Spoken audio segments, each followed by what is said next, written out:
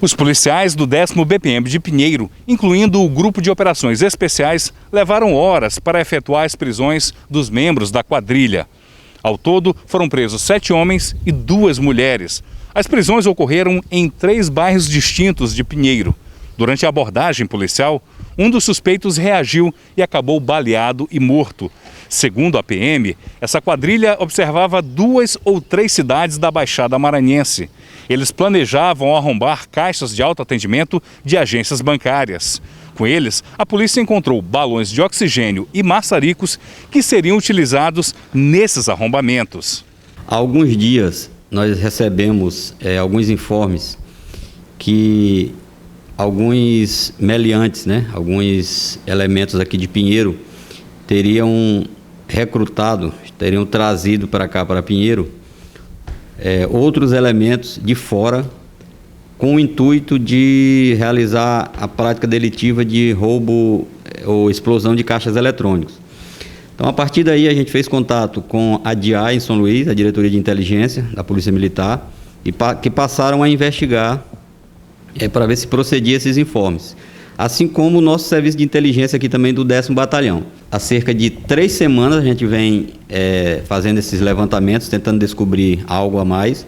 E na data de hoje a gente recebeu um informe, conseguiu levantar com certeza que alguns elementos estariam numa casa aí na ilha de Leonor, homiziados, e que estariam com um material para fazer essa prática delitiva, inclusive com armamento.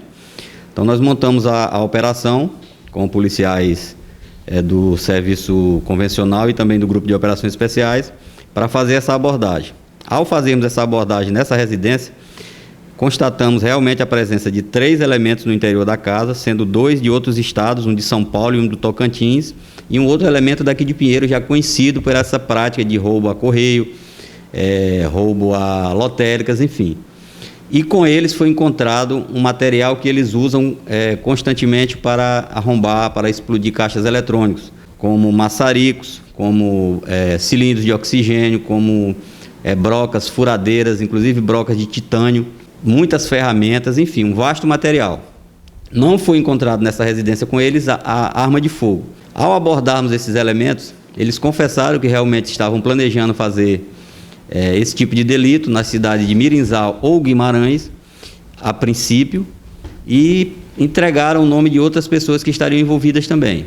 Então, continuaram as diligências e foram presos outros elementos, inclusive outro cidadão oriundo do estado de São Paulo, que já tem 2 passagens por roubos a banco, e outros 4 daqui de Pinheiro. Inclusive, um desses elementos daqui de Pinheiro, que estava dando suporte para essa organização criminosa, ele reagiu à abordagem e houve uma troca de tiro e ele veio a óbito. Então, foram 8 homens presos, um veio a óbito em confronto com a polícia e 2 mulheres.